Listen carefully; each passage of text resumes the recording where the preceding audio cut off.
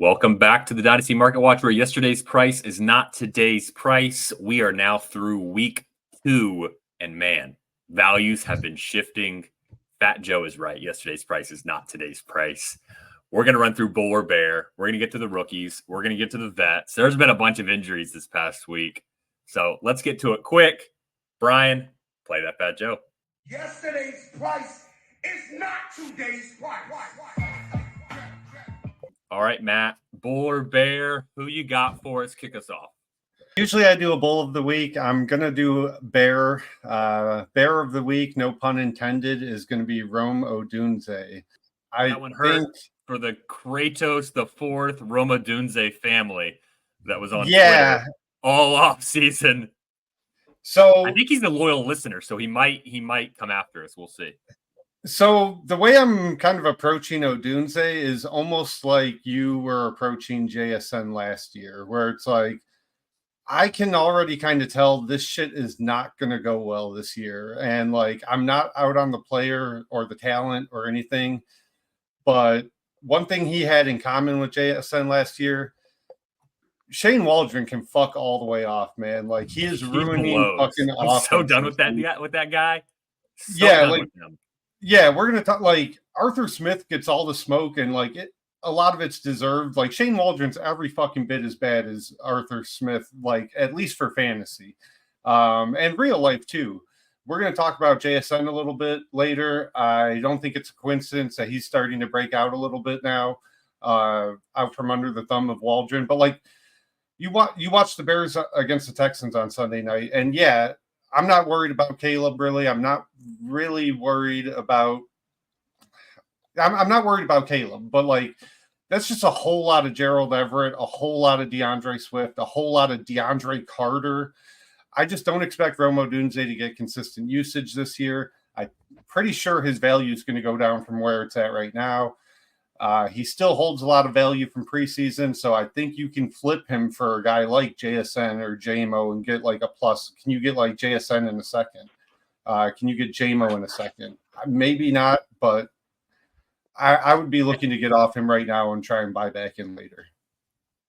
I think it'll be tough to – I think a week ago you could have swapped him for JSN. I don't know, after this past week, the hive might be coming back out with the game that he had. That's just my guess. I haven't done any. I could see that. I would just be looking to get off him at his value right now. However, that like whatever that is in value type thing. But I mean, yeah. I'm totally with you on Shane Waldron. I mean, that guy is just a absolute fantasy vampire, just sucking the life out of everything in that Bears offense. I mean, he just runs DeAndre Swift nonstop. I mean, it was just so bad. I mean, they have no concepts that, like, they have concepts of a plan. That's about all they've got right now. And I mean, Rome Odunze is hopeless out there. I mean, he had one chance at a nice, like, little over the top touchdown, and he kind of dropped it.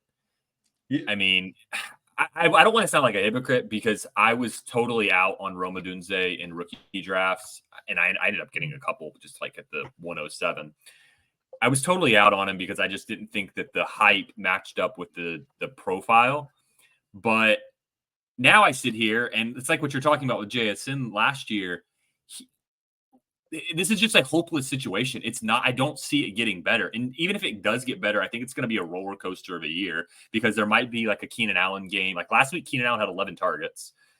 There could be a DJ Moore game. I mean, DJ Moore looks fed up. I mean, it's week 2, guys. So, yeah, if I could just get out of Rome Odunze, I think he's a talented player. I think he's probably, like a top 24. He should be like a top 24 dynasty wide receiver. But the outlook for the next 3-4 weeks is really bad. And last thing before we kind of move on, but I post this thing on Twitter, which is I always go through the first 2 games for rookies, the first 3 games for rookies, and the first 4 games. And basically the idea being, can we get out ahead of the market based on the output that they give in the first couple weeks of a season? Because by weeks like 5 or 6, people are going to make their decision. People made their decision on QJ. They made their decision on JSN. It was too late to sell at that point. But early in the year, weeks 1, 2, 3, and even 4, you can get really good insights to if they're going to kind of break out or if they're not. And so through 2 weeks, Rome Odunze is in a bad cluster of players. I'll post it on Twitter probably by the end of the week. So keep an eye out for that, but it's not looking good. I have 2 quick Bears input things. I saw a stat that DeAndre Swift has more rush yards after contact than overall rush yards. So that's crazy. And then secondly, to comment and just piggyback off the DJ Moore fed up thing, one of the funniest things I've ever seen on a football field was the play where they went deep, missed him. He laid down, took his helmet off. It was like basically like the dude just sitting there like with the cigarette lit, that it's just like had a long work week, like basically that sort of thing.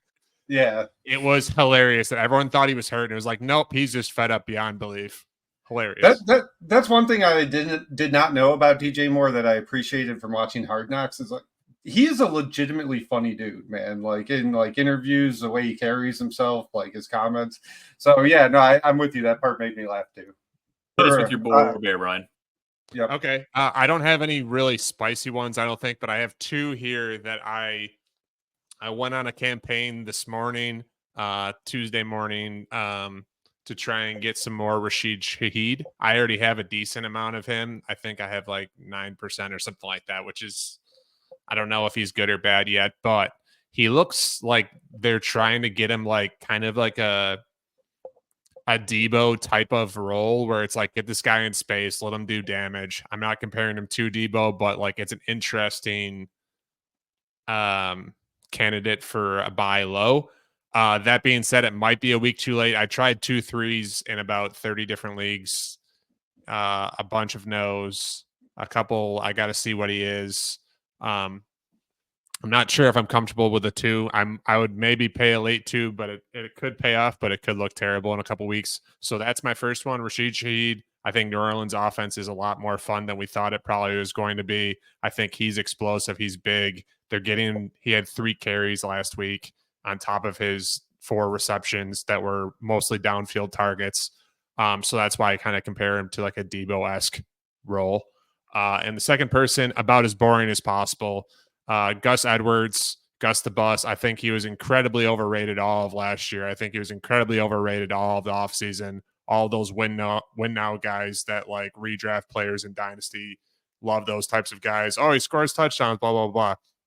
I think at this point now, because of the J.K. Dobbins hype, I think the volatility of J.K. Dobbins, we all know. I think, like I said, he's cheap. I think LA wants to obviously run the ball a ton. And I think, yeah, it's old school. And I think he's going to have some pop games that, like, worst case scenario, you can then, if you were to buy him cheap, to sell him back to one of those redraft types people in your league in a couple of weeks after those big pop games. And I think he'll have a couple of games where he has like 6 carries for 28 yards and 2 touchdowns, that kind of thing. We don't need to belabor Gus Edwards, but that's a good one. If you're making a trade already and you're just like, hey, I also want Gus Edwards.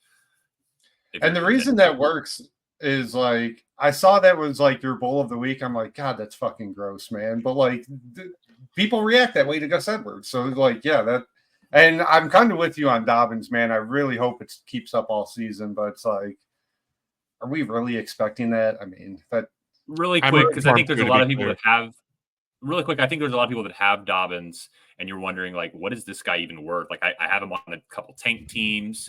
If you've got him on a contender, you may just want to roll with him. But if you've got him on a tank team, what are you trying to sell him for? I have him specifically on one tank team that's not tanking very well, partially because of him.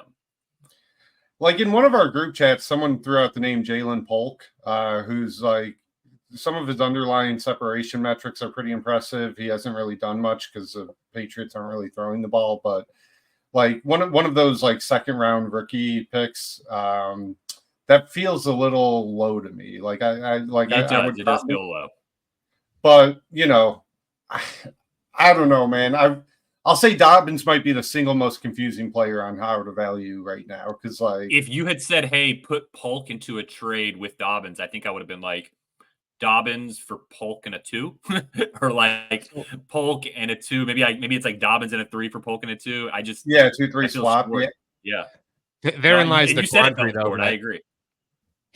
I think for as long as he's healthy, he's going to sustain or gain value. But that massive question mark, it could be tomorrow in practice. Knock on wood, Yeah. hopefully it's not. But like, I guess I Yeah. think you can say that about anybody, but it's happened to him time and time again. And we've always gotten our hopes up for this guy. And he's proven on the field he's awesome when he's in and playing, but it's not a thing very often. So to me, I'm similar to Matt. I'm cutting ties for a younger wide receiver of like a re-roll where I could have that guy explode at some point, like and other than Polk, like McMillan, Adonai Mitchell. I'm content if I'm tanking to sell for one of those guys, and I understand that that's selling low. But I don't want to take on the risk of him being worth literally nothing tomorrow. Yeah, I mean, liken him to an old running back or an old receiver that if they got injured, they're dead. Like James Conner. I mean, what we just saw with Cooper. I mean, Cooper Cup's not dead, but like what we just saw with the Cooper Cup, like the value is just shot. Yeah, it's the coup de grace. All right, so my bull or bear is not actually a bull or bear at all. I'm taking the cop out, and it's more game theory. So this is my only chance to use to have the floor. So I'm going to kind of go through what I'm kind of shifting game theory in my head, and it all comes down to what we've been seeing the last couple of weeks, and really some of the last year with the NFL shifting the way the style of play with the kind of the too high safety look. And I mean, through 2 weeks, teams are averaging 195 passing yards per game. From like the 2018 through 2022 range, they were averaging 250 yards per game through 2 weeks. Last year it was like 216, so we've seen it stair step down. Through 2 weeks, there's been 69 passing TDs. Between 2018 and 2022, there were an average of 109 through 2 weeks. So we're looking at 40 less touchdowns passed through 2 weeks than the average in previous years. So like passing is just way down.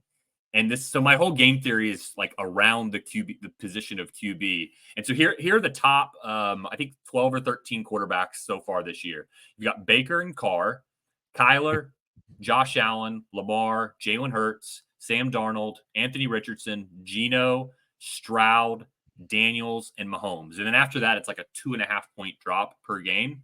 Half of those guys are runners. You've got Kyler, Allen, Lamar, Hurts, AR, and Daniels. And then you got Stroud and Mahomes, and then you got kind of 4 random guys. And like everybody's favorite pocket passers, you've got like Herbert, who's QB 19, Burrow QB 20, Dak QB 21, Lawrence QB 22, Purdy QB 24, Stafford QB 26. Like the world of passing in the NFL is really difficult right now, and it's making it to where they're not really viable for fantasy. The running guys are better. And the guys that are just like, like Geno in a good offense, Baker in a good offense, Carr in a good offense, like it's just working out better for those guys. And so, like, where do we go from here? And so I think the approach that I'm going to be taking is like, for example, on tank teams, like I don't even want a QB. Like I think I'd just rather go 0 QB, move that value into position players so that I can maybe shift to a 0 QB strategy. And then also, if I do have like one of those running QBs, like a Kyler or Lamar, Hurts, those guys, I'm great holding on to them. But I really just kind of want to shift out of any pocket passer. I do not want Stroud. I don't want Mahomes. I know that sounds crazy, but I just don't want to be dealing with these pocket passers in this environment. And so then there's one other thing, then I'll shut up. But the other part of this is think about whenever you're in the off season. And if you have a team with like 3 or 4 quarterbacks, it is like virtually impossible to try to send one of those guys off to another team and try to get down to 2 or 3. I've had multiple teams this offseason where I had 3 or 4 quarterbacks, could not sell any of those guys. And then I'm now sitting still with like 3 or 4 quarterbacks because like there's nobody that needs them. If they had a Baker or a Geno, they were fine just rolling into the season with them as their QB2.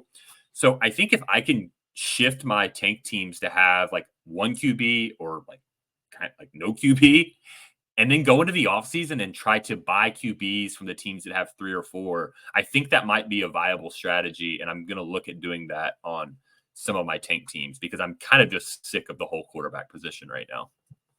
I think one caveat for this, and I think you should have the assumption overall that like leagues are active, but I would be concerned if that wasn't the case, or there's people that like in your league that could say like, here's our, a ransom for Kirk Cousins, or like that type of person, like, oh, you need a quarterback, so I'm gonna like, really grind this out and like try and get an extra second in value or whatever the case is. That would be my only concern. I've done zero QB before. I like the one team I did, but I think it's a relatively active league. I have Anthony Richardson and Caleb Williams as my two quarterbacks now. I'm happy about that. It could suck in a year, but I think this overall strategy and concept is at least something that I think everyone should think about if they are going. It's not just like no running backs, no running backs, no running backs. Like, because what if you want Devon, HN or like one of those guys that can really skyrocket in value as they have?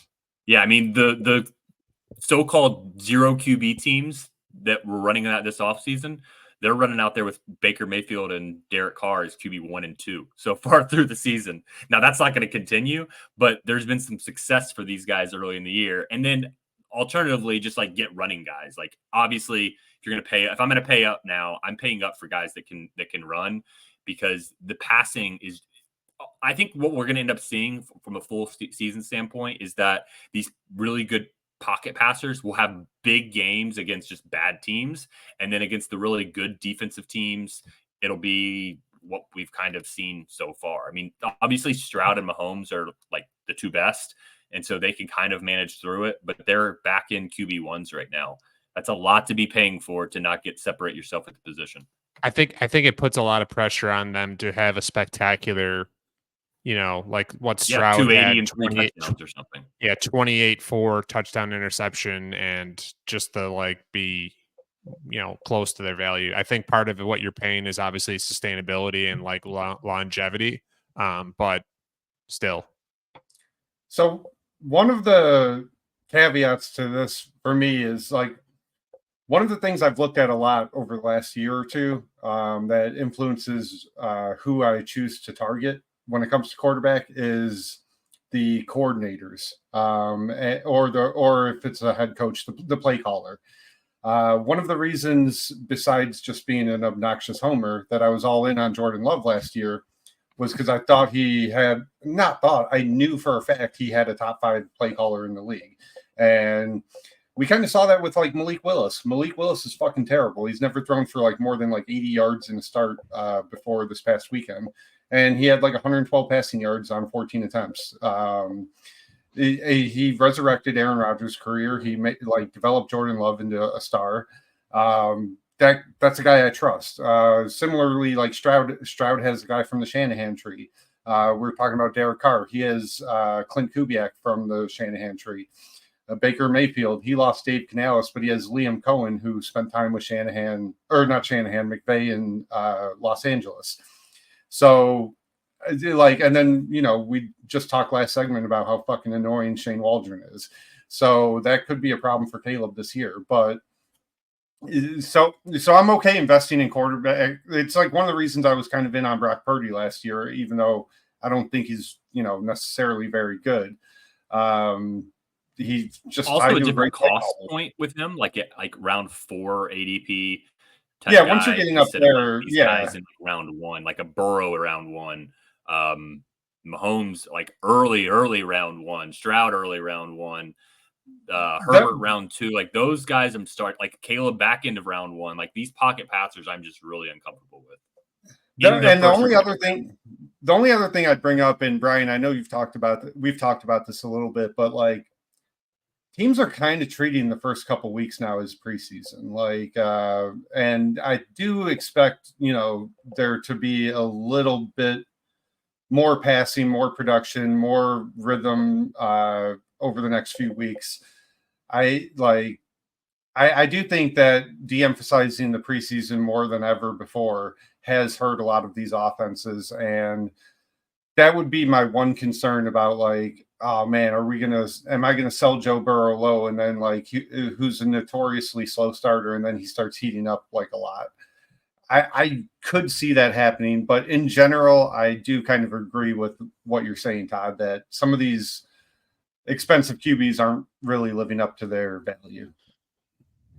All right, so we've talked a little bit too much Shane Waldron, at least 2 mentions on one segment. So I would like us to talk about someone a little bit more fun and transition into our next our rookie report. Before we get into our rookie report, I want to just kind of talk about someone that is a massive name that is skyrocketing up. I think just about everyone's charts. Like you and I, Matt, we both made trades in the last couple days for this player, Nico Collins. I think at one point he was like this, like everyone's favorite project, like this tall guy that's kind of fast, that has a pedigree, coming from Michigan and all that stuff, but not the best draft capital, et cetera, et cetera. But he was everyone's favorite project. At least that's everyone that I talked to is like, oh yeah, like 19th round startup pick, type of player. He's Last year, I think he proved that he was a little bit more than that. And then this year, I think he looks like it's a whole nother level. I think he's, route running is better. His movements are quicker.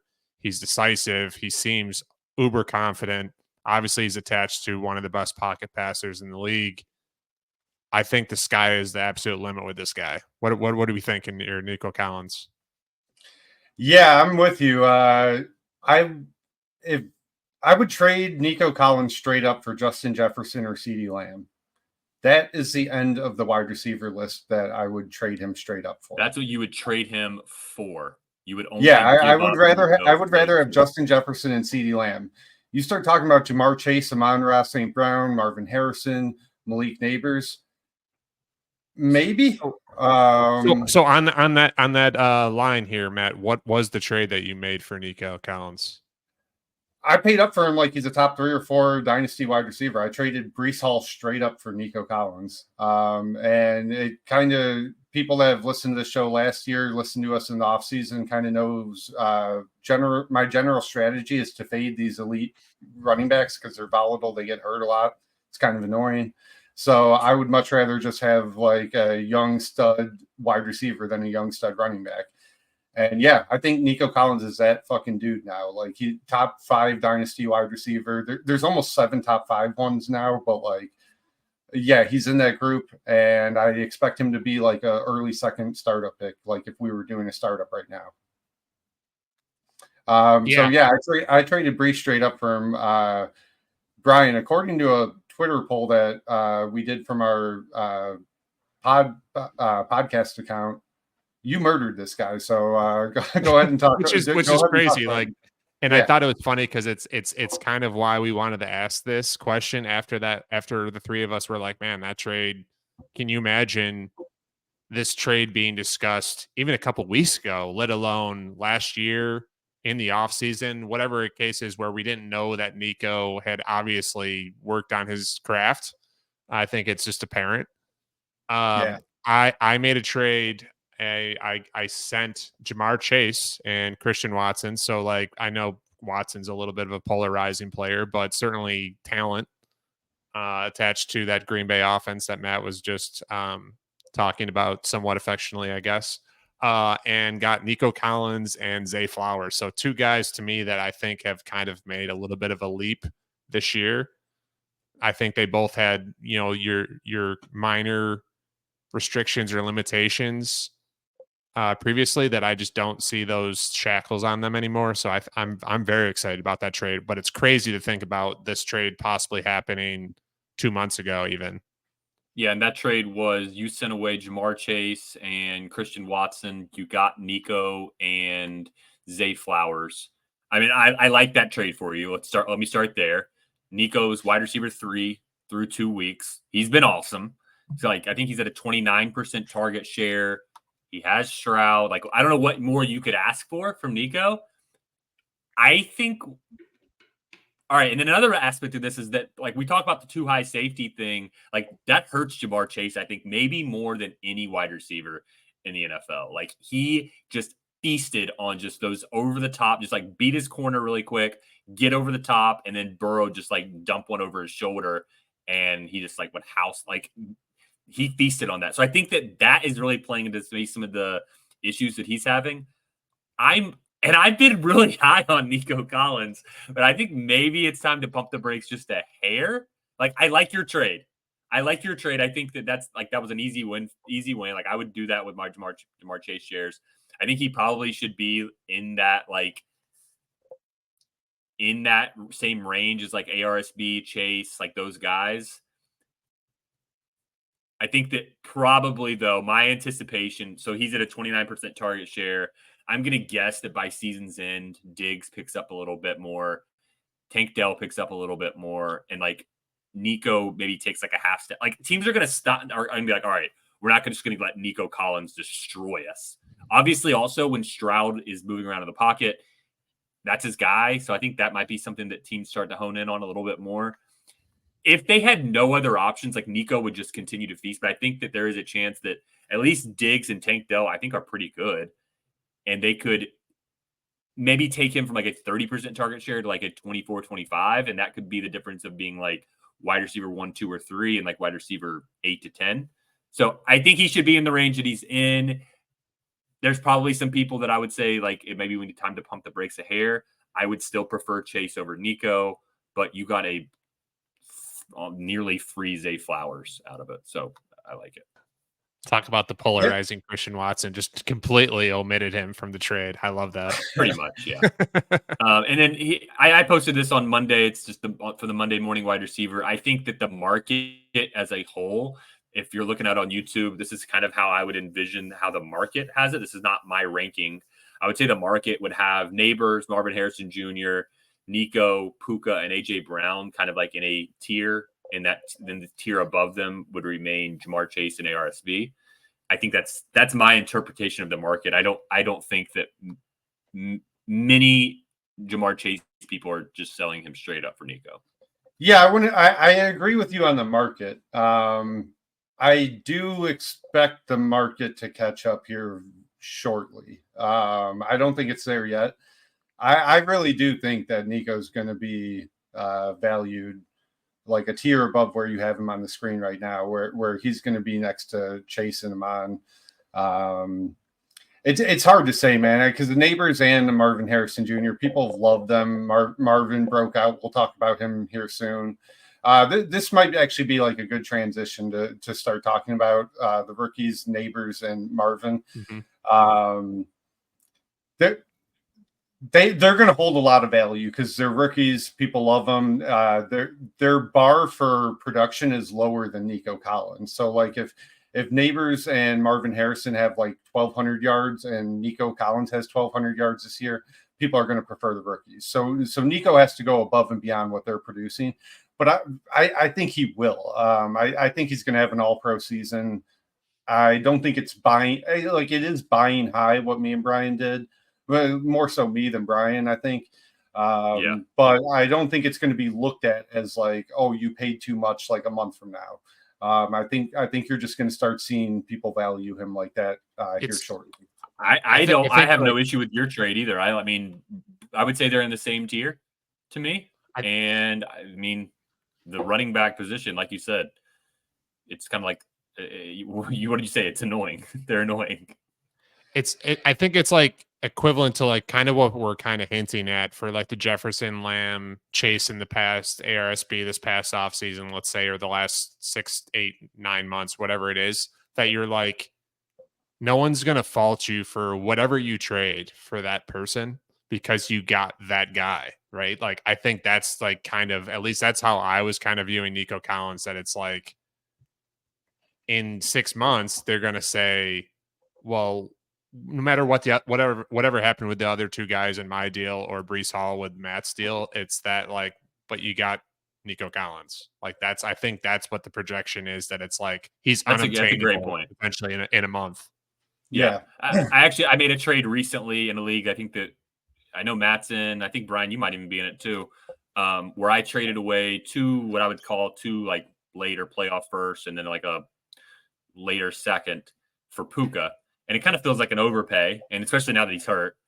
But at the end of the day, like I have Puka, and so like I don't like feel that bad about it because like I have a super elite wide receiver. And at some point, if I just want to turn around and trade him away for roughly the same value, I probably can because he's like that talented. And that's similar to kind of what you're saying about Nico. Like at some point you could just like turn around and trade him for, he's not going anywhere. Like CJ Stroud is maybe the best quarterback to have in all of football, and he has him, and he's the number one target for that guy. Yeah. Oh, and by the way, I think we should probably be buying Tank Dell. We can interesting. Yeah. I'll want to dive into that a little bit more maybe, but I think Nico got his due shine here. I do want to briefly actually talk about Neighbors and Marvin Harrison Jr. I know those are hot names and everyone loves them. Like Matt said, I totally agree with that. But what Neighbors get 19 targets? Something like a 65% target share or something. Obviously not sustainable. 67% target share. He's wide receiver 4 through 2 weeks. So, I mean, so we have a group chat and we're going through like, man, neighbors. And then it's like, okay, well, Marvin Harrison Jr. hasn't played yet this week. What does he do in the first quarter? 2 long touchdowns that he basically just double birded everyone that ever doubted him. All those people that sold low on him are now feeling like idiots probably. And I don't know if he's necessarily going to get 2 touchdowns every first quarter for the rest of the season. I'm not going to doubt the man again because I have a lot of them and I would love that. But I think it's something of note there, like kind of like we talked about last week, that Marvin Harrison Jr., he clearly wasn't engaged or excited about week 1. And that was like the red flag for me personally, that he very clearly, showed us what he's made of in week 2. And I think we'll find somewhere in the middle and be an awesome player. It's not going to be 2 touchdowns, 100 yards in the first quarter. It's not going to be whatever the fuck last week 1 was. Yeah. So and that's pretty good. So I was going to ask you guys about that. Props to you, by the way, Brian. Me and Todd were a little concerned after week 1, and you did say you had almost no concerns. I don't really know what to say about Marvin Harrison and Neighbors. Like, they're awesome. They're top 5 to 6 dynasty wide receivers. I would prefer Neighbors over Marvin still. And 2 weeks ago, I didn't really have a take on that. That's about the extent of it. Like, I don't think you can really buy them for cheaper than close to Justin Jefferson prices. I think I was just getting ready to say the only way that I think you can really attain them would be if you tiered down from Jefferson or Lamb, and I don't think you're getting much of a plus. Yeah, and our friend Jacob Sanderson has Malik Neighbors in that league that I made the Breece Hall for Nico trade, and he was like, "Man, that's like he made it sound like he didn't really like the trade for my end." And I told him, I was like, I would have offered you Breece for Neighbors. I just didn't think you'd accept it, so I didn't waste my time. And he was like, I don't even know, man. I probably would have just stared at my screen for a long time and eventually declined it. And I'm like, yeah, like I mean, at the end of the day, like, we want to have fun, and having Neighbors, having Marvin Harrison Jr. is fun. And like you said, having running backs is not fun. Yeah, I mean, it is fun when they blow up and go for 30, 35 yards or 30, 35 points. Yeah, it's fun once a week. But yeah, I mean, like the whole game, you're just like, man, I fucking hope this guy doesn't get hurt. Like that's the way I think of it anyway. I mean, like, I'm definitely just nervous about holding these high value running backs, man. Was pivot to a couple other receivers that are a little more polarized, and I think they're both super hot names. Obviously, we talked about them a lot last week. If you guys have any changed opinions, if you've seen anything market wise different change with Xavier Worthy and Brian Thomas Jr. Brian Thomas Jr. just looks like he's the real deal. And the Jags offense has been really low volume so far this year. If you're in a league where the Brian Thomas Jr. manager is a contender, and he went at the end of the first, so like that person very well could be a contender. He's probably not really doing he's really not doing a whole lot to help that person. So could you move like a contender piece to them? The issue is that all the contender pieces are dying, like just falling off at the seams. Like Debo's hurt, Cup's hurt. Adams doesn't have the pop to people yet. Like, he's going to have a few more good games to have some interest from people.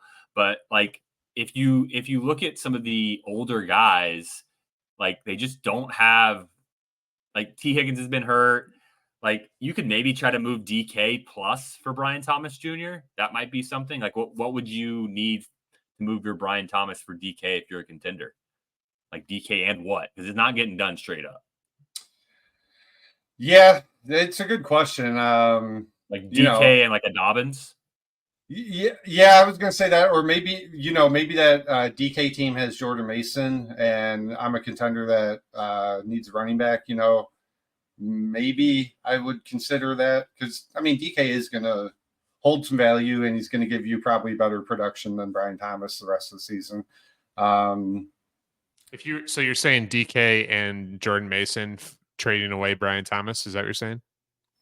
Yeah, and I still don't think I would do that though. I think you need like DK and like an early to mid second in value. Yeah, like a running back piece that's startable. Like I would do that. Those two for one. You would take the two. I would do Mason and DK in that situation. I think there's enough production, there's enough youth upside with DK, and then Mason I think is a pretty good player. So yeah, I would do that specific one. I wouldn't do the Dobbins one, but I think like what you're saying, like similar-ish value, similar-ish production short term at running back and receiver. Yeah, I mean, and then Worthy, I think Worthy's probably overrated right now. We're looking at this is just to be clear, this is not my ranking. This is just kind of my interpretation of the market. We're looking at this on YouTube, and Worthy kind of in that same tier with Brian Thomas. I would much prefer Brian Thomas over Worthy. Worthy seems, Matt, you kind of alluded to it, kind of seems like there's a world where he's just a kind of scat receiver gimmick type stuff. He'll probably develop more, but considering that there's not a whole lot of options outside of Rice, I mean, Kelty's not getting much work. Like, why is Worthy not getting more work than he's been getting? So I think that he's probably a little bit overvalued to me right now. Could you move Worthy for like Waddle?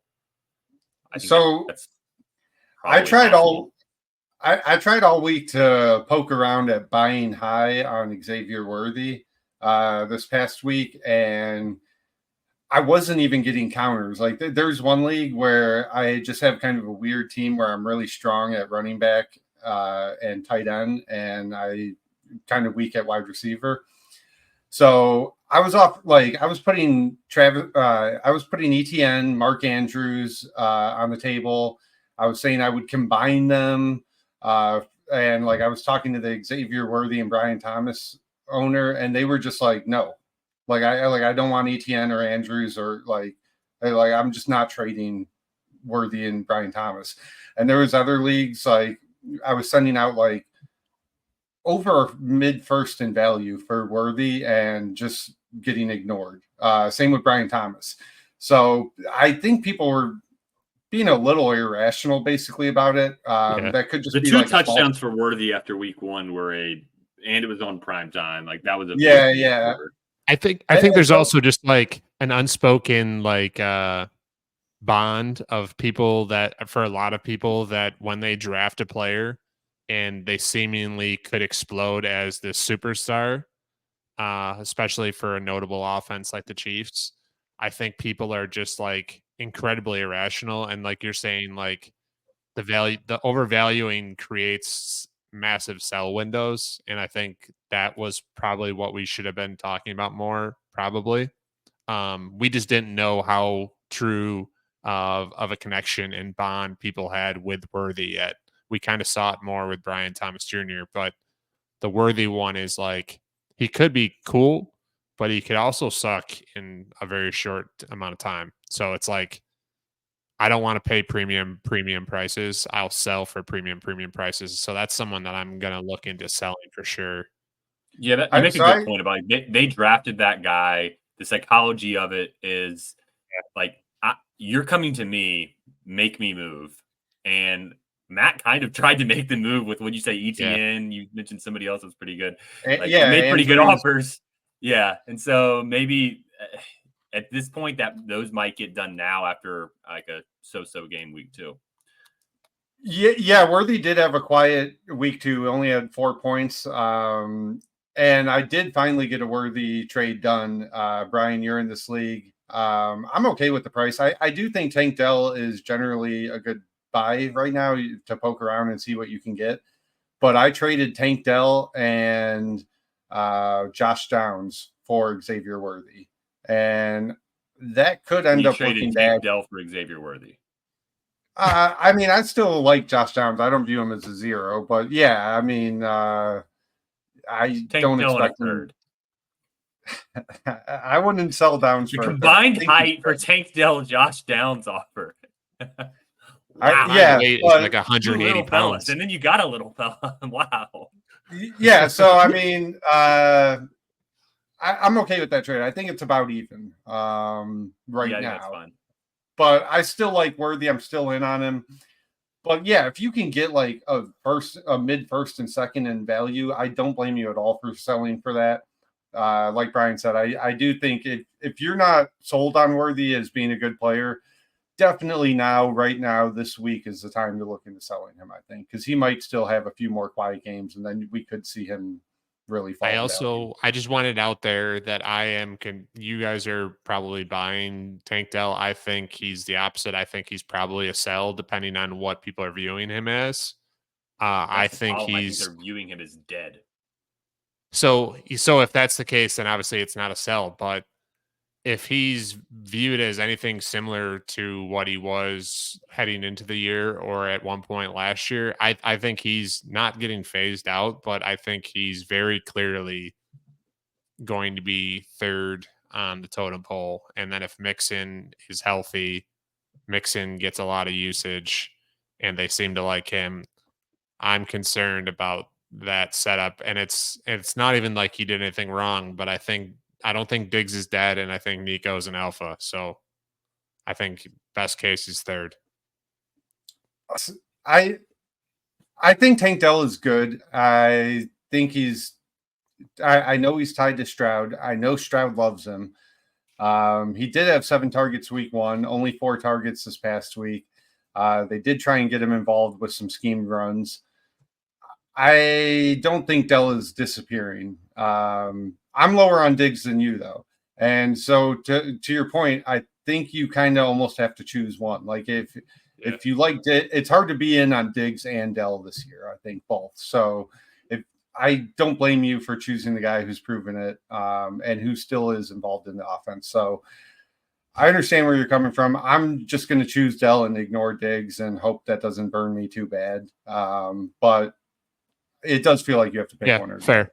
I took us a little off kilter there. So why don't we circle back? Still in rookie report here, by the way. Quarterbacks, anything of note, one way or the other, good, bad. Should Matt and I get like really squeamish about Caleb Williams like we did last week, Marvin Harrison Jr., and then all of a sudden maybe like we'll like correct him? Maybe that'll work. Speak it into the ether. Yeah. Perfect. Last week we were really squeamish on Marvin, and here we are. So go ahead. I'm Todd. not that squeamish on Caleb, but I think it's going to probably kind of like what Matt said about Rome. It's going to get probably worse before it gets better. And this is probably not going to be a great rookie campaign. Shane Waldron will be gone after this year. I'm going to stand on that one. He's not going to be back. Third Shane Waldron reference of the podcast. He's not going to be back. Yeah, we're cutting him out. It's a bad day for the Waldron family if they're listening. So I did just trade for Caleb, actually, in this league that I've been making some moves, the Brees for Nico, the Xavier Worthy trade. This was kind of about just diversification and trying to buy low on Caleb, a trade that wasn't available a couple weeks ago. I traded my guy, Jordan Love, for Caleb Williams and Blake Corum. So the way I viewed it as I basically viewed it as Caleb in a mid-second for Love. And I really do think that just a couple big games from Caleb, and he's going to shoot right back up to where people had him, where he's almost impossible to trade for, valued as like a mid to late first round startup pick. So I think it was like a calculated gamble. I still have 45% Jordan Love, so I'm not really hurting. I think he's going to be a star. 45%. Yeah, got him on 10 out of 22 teams now. But I'm back up the market on Caleb. It's only my second Caleb share, so Got him on like 9% of my teams now, which I feel comfortable with. I'm not worried at all about Caleb. I do think he's going to have to overcome some really shitty coaching this year, some really shitty offensive line play that I do expect to get a little bit better, but I don't know if it's going to get a lot better this year. Yeah, the O-line has been really bad, and then they're doing nothing to help him. Yeah, I think that he probably could ultimately be a buy, but I think it may continue to go down before I think it'll bottom out at some point to like where he's like a back end of round 2 type guy. I think he's probably still priced at that early second range. Yeah. Fair enough. Okay. So we had our Caleb Williams trade. I think we've had enough of, we didn't mention like the fingernail painting or anything like that, but we don't need to get into the weeds there. A couple of people that we talk to sometimes bring those types of things up, but let's pivot over to tight end. I want to publicly apologize to Brock Bowers, to Matt, anyone else doubting. I think he is gonna produce enough for a contending team. I had my doubts for that, but I just like Minshew is just like a bro and he feeds his bros, and I think Minshew is gonna be good enough to feed him and Adams, and that makes me happy. I don't think he's any better than that, but Brock Bowers. Obviously talent's there. His production in college was there. His, everything that you'd be looking for. But I want to retract my statement from last week. And I think he's good to go wheels up on contending teams as well. Yeah, agreed. I mean, I don't have much more to say. Bowers to me is tier of his own tight end 1. I do think there's a good argument for McBride to be in that tier. Maybe Laporta, but I have some concerns with Laporta because I think the JMO breakout is real. I think it's a tier McBride, of his own. yes, I would say McBride and Bowers tier to me. I would have solo Bowers and then McBride and Laporta similarly, that they're both, scheme dependent sometimes, and sometimes will disappear. I think Bowers is probably going to be a major focal point. He's not competing with, he's got Devontae Adams, I guess, but who's obviously good. But I just think that they're playing different games, and I think Bauer's talent is just going to show through time and time again. Maybe I'll retract my statement again next week and just have no credibility whatsoever. We'll find out. Please tune in. Just to wrap up the rookies, last week we didn't talk any about the running backs, and then this week let's probably just not talk about anything about them again. But I'll throw one comment out there. We're now heading into week 3. People have injuries. There's probably some contenders that have Jonathan Brooks or Trey Benson just stashed away on their bench, and now they need to fill holes into their lineups. If you're a rebuild, might be a chance to go and get Brooks, get Trey Benson for cheap, or maybe just at market, and now they're available. That may be the better option, is that you just actually attain them.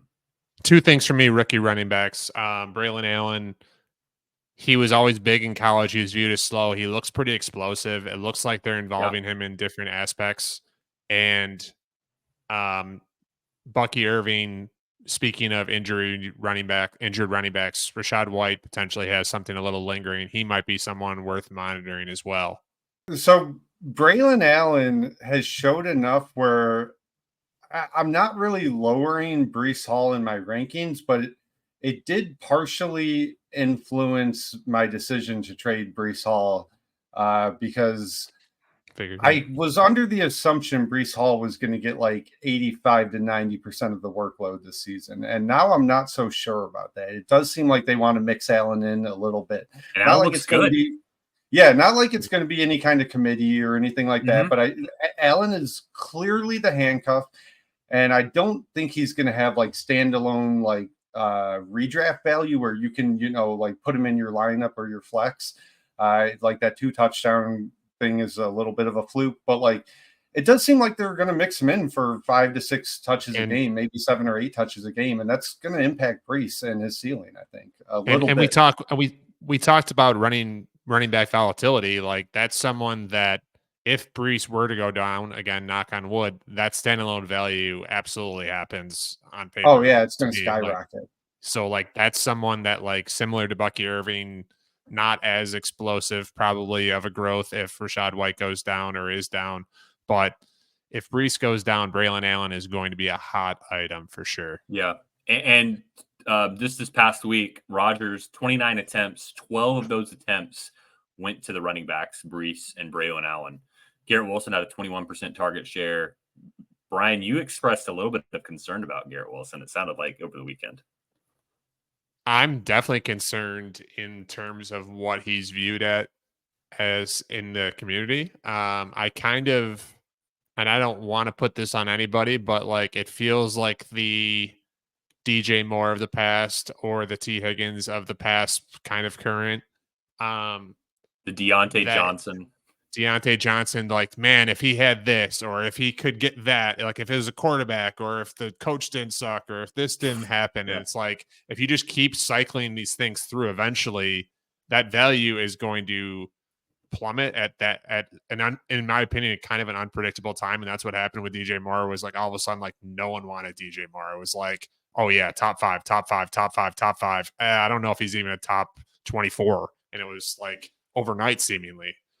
So like, I'm not advising anyone to overreact, but if I'm shopping for comparable value players, I'm probably going to swap. So right, that's again. I just teed you up for a trade offer here live and in person. So you mentioned earlier. It's bullshit right there. Yeah. So here we go.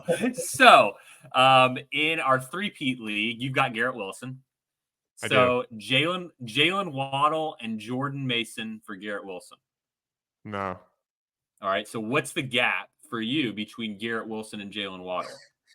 I want the comparable player to Garrett Wilson. So, like, again, like that is like Rashee Rice, Olave tier. I think he's viewed as like a top 5 or 6 receiver right now. Oh, still. see, I think that day is that ship has sailed. You think so? I don't know. Yeah, I'm with. If you're looking at the screen on YouTube right now in the tier 3, is my perception of the market is Neighbors, Marvin Harrison, Nico, Puka, AJ Brown, maybe AJ Brown swap. I can see that one. I think he's definitely anybody taking a swap for those other guys. I think he's definitely viewed ahead of Puka and AJ Brown, in my opinion. I think you're stronger on Puka than maybe what the market is currently. I'm really strong on Garrett Wilson, but I just don't think that the market sees Garrett Wilson up there anymore. Yeah, okay, that's fine. So maybe I won't be trading him then. But it's like the thing is I'm not like quitting on him, but it's not someone that I would like. Waddle I don't believe in really that much at all. No, but I think in terms of the market, I think that I definitely, like you said, wide receiver 5. Like no, yeah, chance. That's fair. Like, it's not even. I don't even think it's top 10 or not. Sorry, I think it's probably closer to top 10 than top 5. I would say it's wide receiver 8. So maybe I could see ahead of AJ Brown for sure, especially with him being hurt. So I was going to say the problem is AJ Brown and Puka are hurt right now. Puka's out for like 5 to 7 weeks.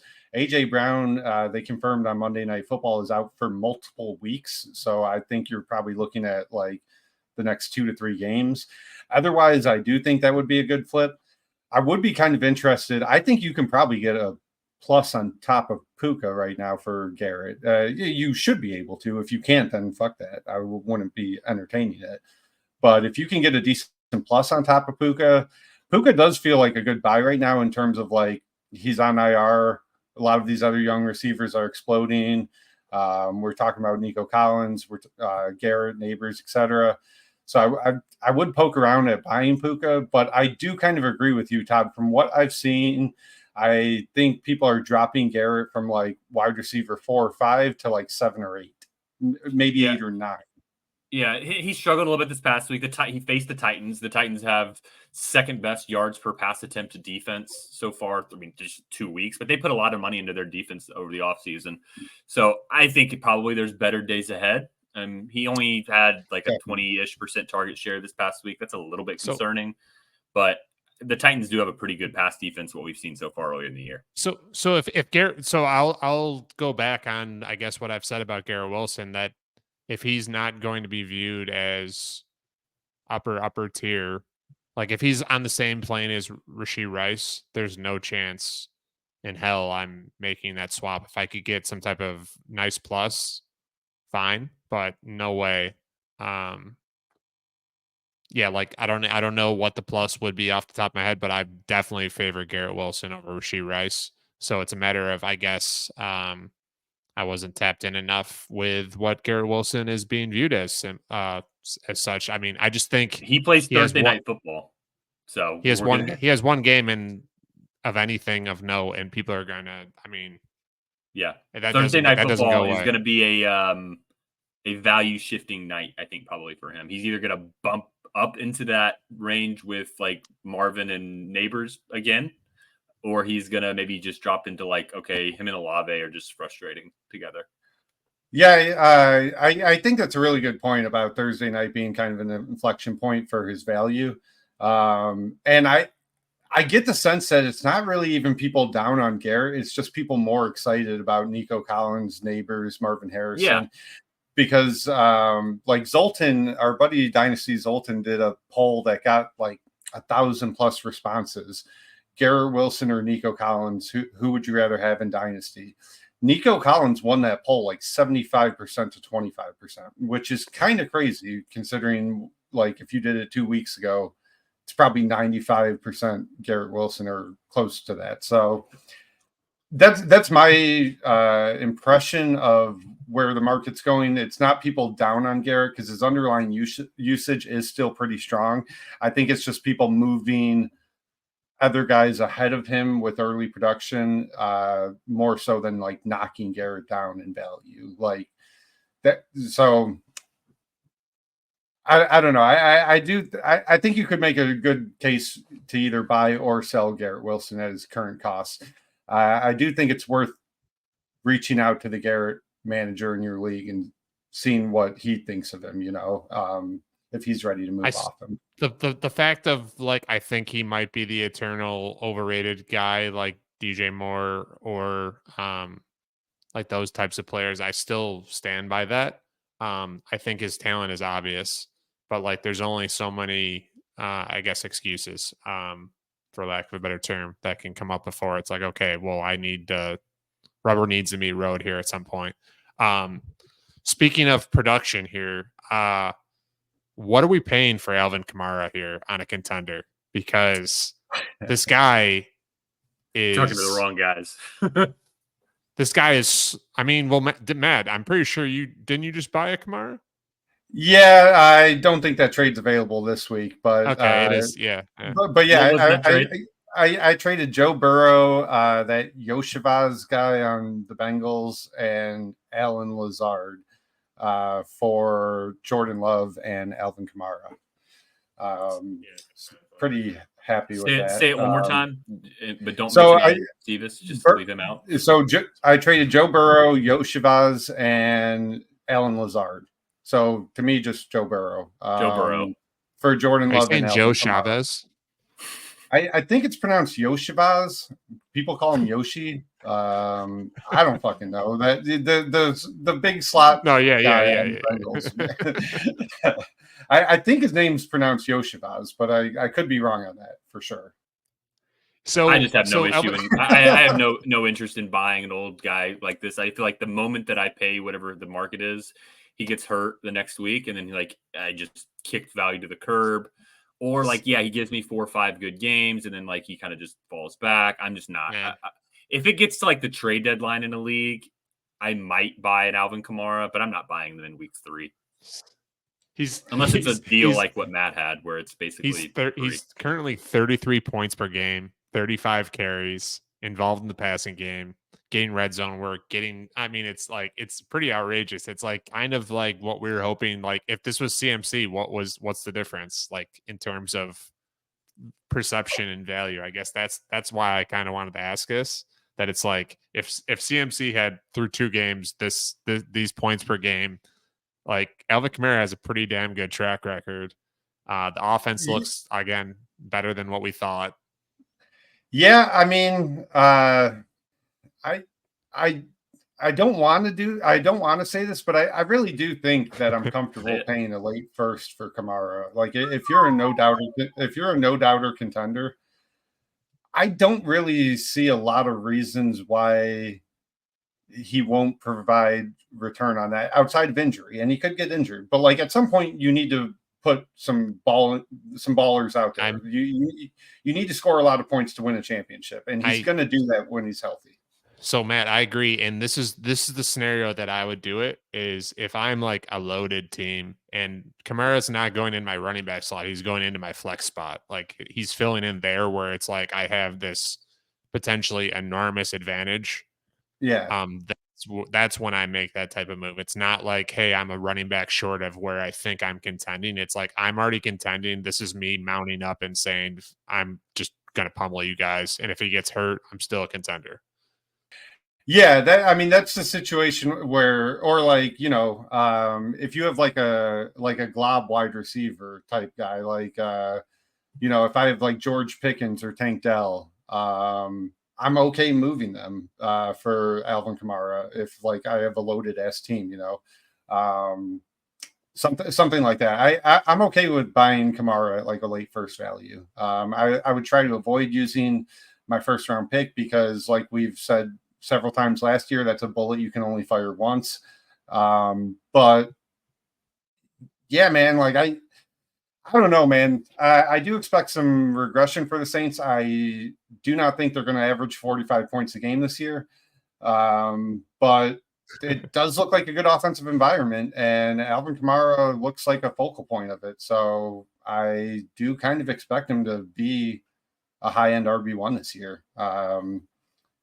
But I also don't blame anyone for poking around and seeing what they can get for him right now because it's a great sell high opportunity. So there's a couple people that I wanted to bring up. So there's three actually.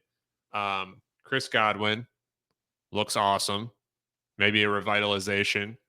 JSN, awesome week 2. And then the third person is who I first wanted to mention, and I'm sure there's not going to be any opinions or anything like that on this, but Quentin Johnson, 2 touchdowns. We all know he was my boy. I held out as long as I could. I didn't get rid of that much, but the teams that I still have him on, I'm not selling him right now for anything short of a 1. So like I've had 2 different people ask me like, hey, what's Quentin Johnson's price? I told them a 1. They told me to fuck off. I said, that's fair. Okay. See you later. So that is one thing I'm ready to go down the ship. Like if anything less than a first, I'm ready to just be like, okay, well, I'm going down with this Quentin Johnson ship. Man, going down with the ship, I think is the wrong move here. It's like that. If you guys have ever heard of the parable of the drowning man, where a guy's drowning in a flood and God sends like 2 boats and a helicopter, and he keeps refusing help and says, "No, the Lord will save me." Gets up to heaven and he's like, "What happened?" And God's like, "I sent you 2 boats and a helicopter, you fucking idiot." Like that to me. So the point of the parable is like people create their own luck, their own fortune, etc. You have a sell opportunity on Quentin Johnson, something that I didn't think we would ever see again. I would be looking to get rid of him for like an early to mid second if I could. I think holding out for a first is a lot. Part of it is also what we talked about with the offensive environment, man. Like they're not going to throw the ball. They got Ladd McConkey, Quentin Johnson. Maybe Quentin Johnson overcomes that and he, scores 12 touchdowns this year, etc. But like the touchdowns are boosting his value. It's not like he, went 9 or 10 catches for 140 yards. I don't think those type of games are coming. So unless he scores an inordinate amount of touchdowns, I don't really see him restoring his value to like a late first this year. But I was also out on him early last year, never really considered buying back in. So it's not even I believe necessarily. 2 twos I would like what I'd sell for.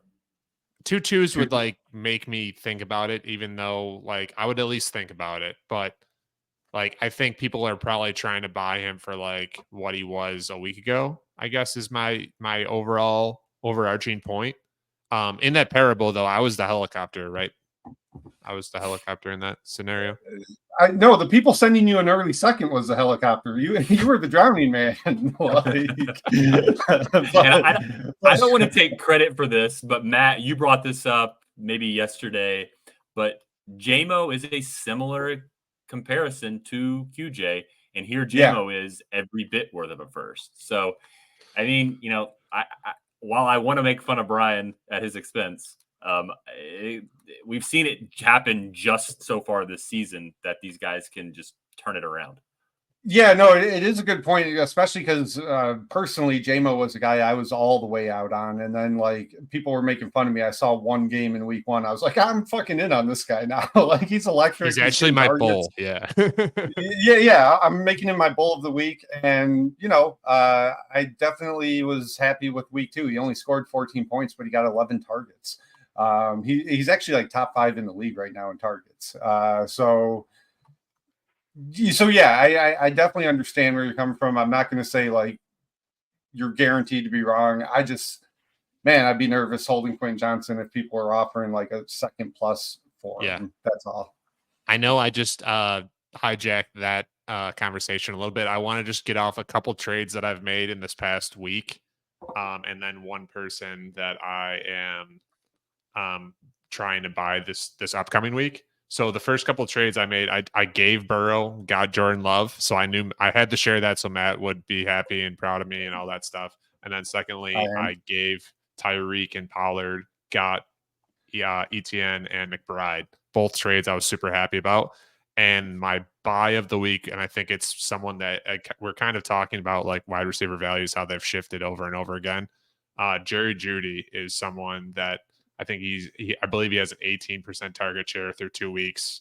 He's got a touchdown. He's obviously involved in that offense to a certain degree. And I think his name is carrying over a lot of like dirt and filth from like previous letdowns.